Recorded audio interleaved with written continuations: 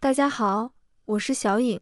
餐桌上常见的带鱼，口感嫩滑，营养颇丰。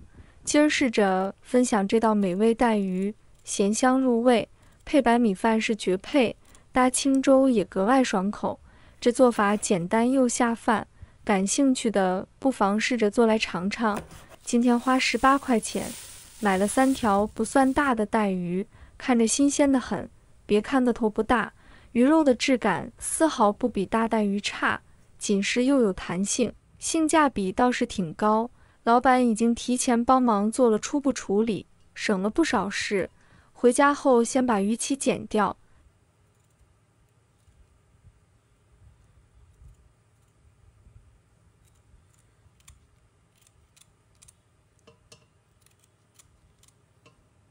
再仔细冲洗。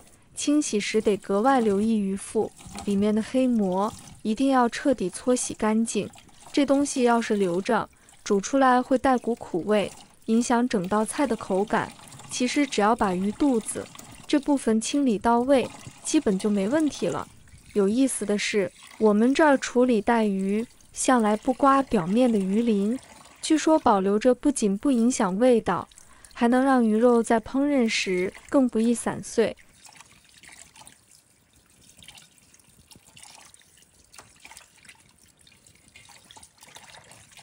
就这么里里外外洗干净，将带鱼放在案板上，先把鱼头切下，鱼身部分改花刀时，切2刀后，在第3刀处斩断即可。切的时候最好斜着下刀，这样既美观，也能让调料更容易渗透入味。顺带说下挑选优质带鱼的小技巧：新鲜的带鱼，眼睛必定是透亮的，眼白像透明胶质般清亮，眼珠呈深黑色，而不新鲜的带鱼眼睛会发乌，毫无光泽。按这个标准选，基本能挑到好带鱼。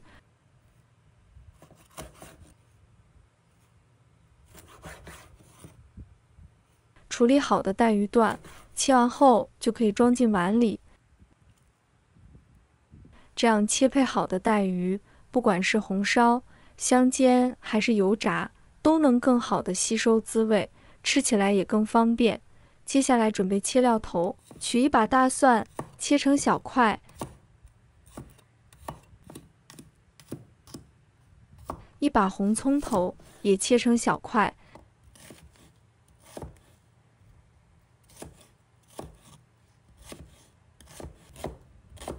再拿一块生姜，同样切成小块。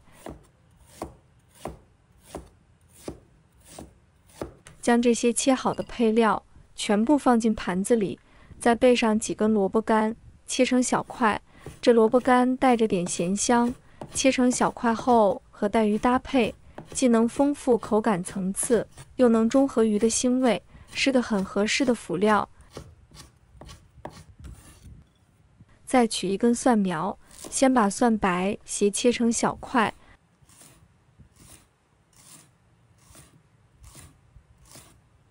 和刚才切好的萝卜干放在一块儿，最后加一小撮豆豉进去。这几样搭配起来，既能增香，又能带出些微咸鲜，让带鱼的滋味更有层次。将蒜叶切成小段，再备些红辣椒，斜着切成小块。蒜叶的清香与辣椒的微辣搭配，既能为菜品增色。切好后放入盘子里备用。再切少许猪肉，不用太多，一点点就够。加些猪肉进去，能为这道菜添上几分醇厚的肉香，让带鱼的鲜味更有层次，吃起来也更添满足感，是提升风味的巧妙搭配。接下来开始起锅，倒入少许食用油，等油微微冒烟时，把切好的猪肉放进去，用中火慢慢煸炒，要耐心把肉煸到边缘略带焦黄色，油脂渐渐渗出，散发出阵阵肉香。这种微焦的状态能让肉的香味更浓郁，增添底味，让整道菜的口感更丰富。接着往锅里加入备好的葱姜蒜，放入锅中翻炒一下。再把切好的萝卜干也一并倒进去，转中火快速翻炒，一定要把这些食材的香味彻底激发出来，葱姜蒜的辛香，萝卜干的咸香交织在一起。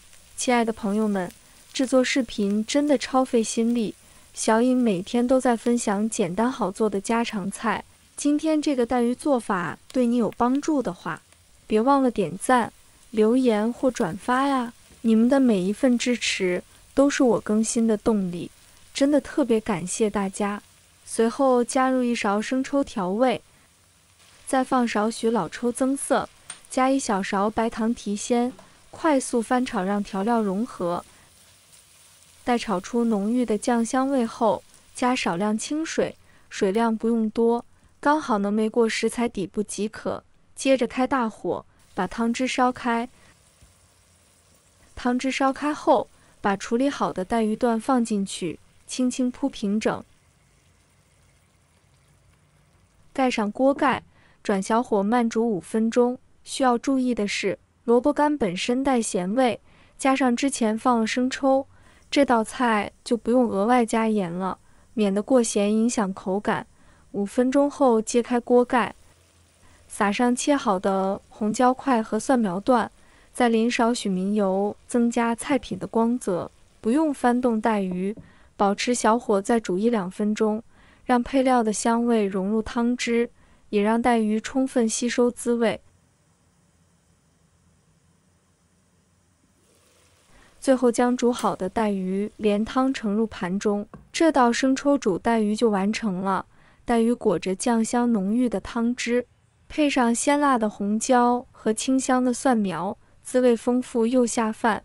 瞧这盘生抽煮带鱼，汤汁浓稠的裹着每块鱼肉，红椒的艳，蒜苗的绿点缀其间，油亮的黄眼夹起一块，鱼肉嫩的轻轻一碰就颤巍巍，送进嘴里。先是生抽的鲜，白糖的润，混着萝卜干的咸香和五花肉的汁香，层层叠叠在舌尖散开。配着白米饭拌汤汁，或是就着清粥抿一口，那股子鲜灵劲儿能把人魂勾住。其实做菜哪用那么多讲究，新鲜的食材，简单的调味，用心煮出家常味，就是最动人的滋味。你也试试，说不定这道朴素的带鱼会成为餐桌上最抢手的那盘呢。好啦，别忘了点赞关注呀，你们的每一条留言我都会看。愿快乐常伴，我们带着更多干货，下期不见不散。